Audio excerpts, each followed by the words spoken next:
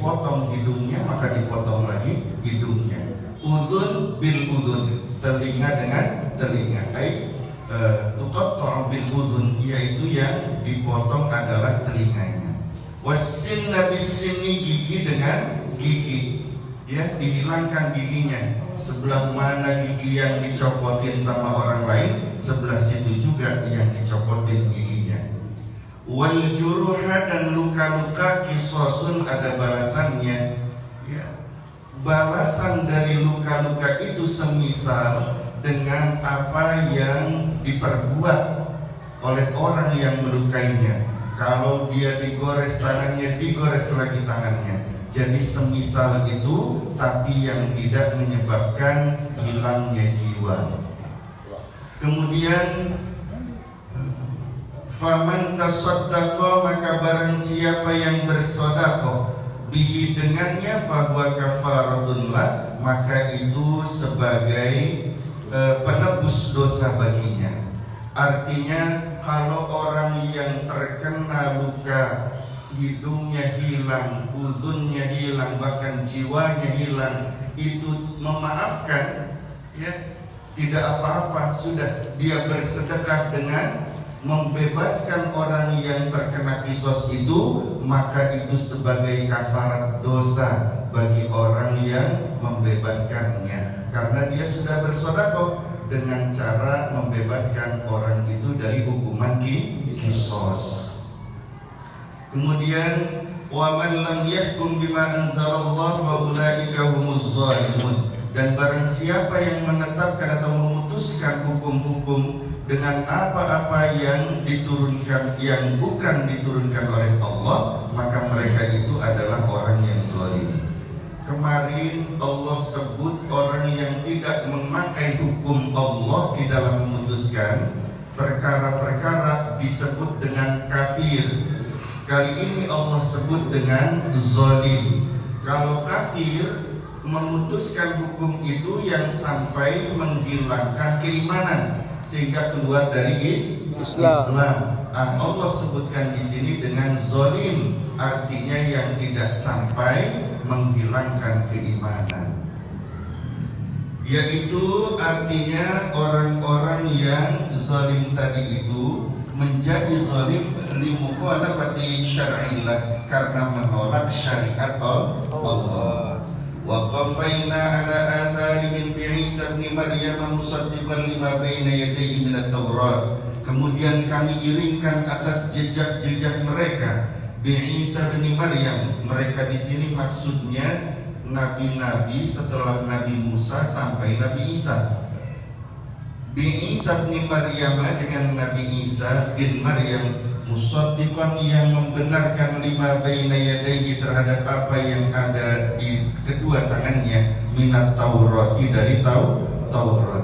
Yakni kami irimkan jejak-jejak nabi-nabi yang terdahulu dengan Nabi Isa bin Maryam, dan kami memutusnya setelah nabi-nabi itu untuk membenarkan kitab-kitab sebelumnya, terutama kitab Taurat.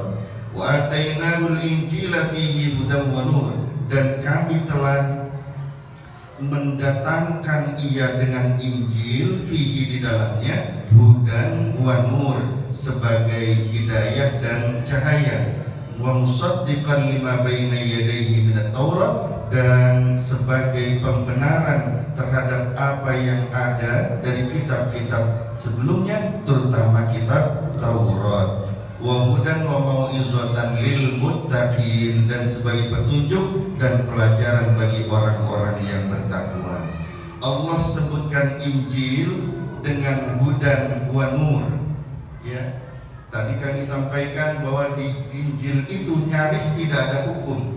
Hukum itu mengambil dari apa yang ada di dalam Taurat, ya.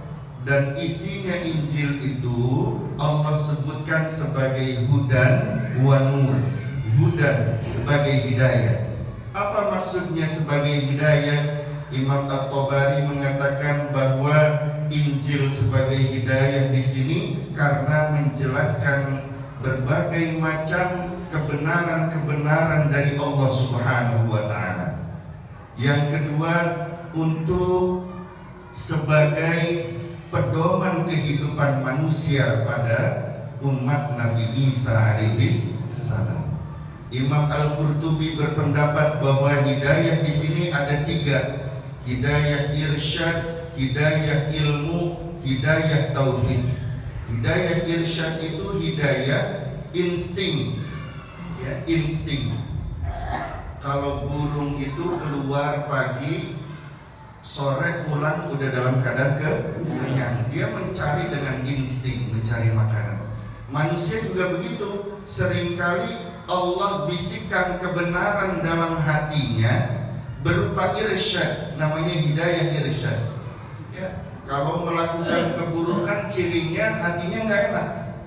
Kalau melakukan kemaksiatan hatinya nggak enak, takut ketahuan orang. Ciri itu tidak diridhoi Allah kalau hati itu nggak enak. Kita mau ngambil sesuatu tapi nggak enak nih hatinya, ya. Nah, jangan-jangan Allah nggak ridho kita ambil itu, ya. Jadi ciri Allah ridho, hatinya nggak apa-apa, hatinya senang, hatinya tenang. Tapi ciri Allah nggak ridho, kita melakukan sesuatu ada yang mengganjal dalam hati kita, terutama dalam hal maksiat, kezaliman dan dosa-dosa. Itu cirinya Allah berikan irsyad pada diri kita, itu hidayah irsyad berupa insting bahwa itu tidak baik. Ada yang kedua menurut Imam At-Tabari dan Al-Qurtubi, bahwa hidayah yang kedua itu hidayah ilmu. Nah, ini hidayah ilmu. Kita sedang mendapatkan hidayah ilmu dari Allah, alhamdulillah. Hidayah yang paling tinggi adalah hidayah taufik. Setelah mendapatkan informasi melalui insting yang itu dibisikkan oleh Allah ke dalam hati berupa irsyad, setelah mendapatkan ilmu dari ilmu-ilmunya Allah, belum tentu orang mampu untuk melakukannya. Nah, kekuatan untuk melakukan dan melaksanakan hidayah irsyad dan hidayah ilmu namanya hidayah taufik.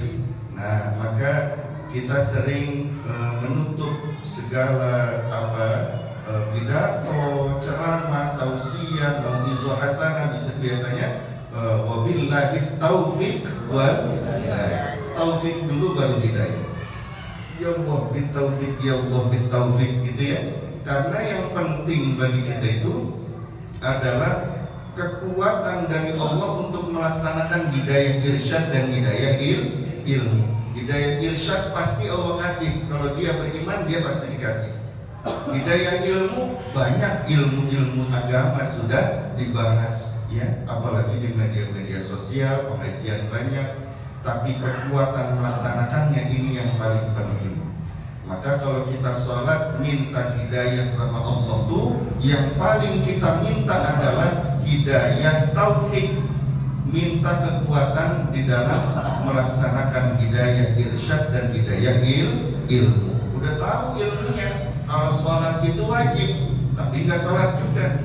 Udah tahu ilmunya, kalau berbohong itu tidak baik, tapi tetap berbohong, artinya dia tidak dapat taufik. Maka sangat penting meminta taufik. Yang kedua, Allah sebutkan Injil itu dengan nur, dengan apa? Cahaya, dengan nur.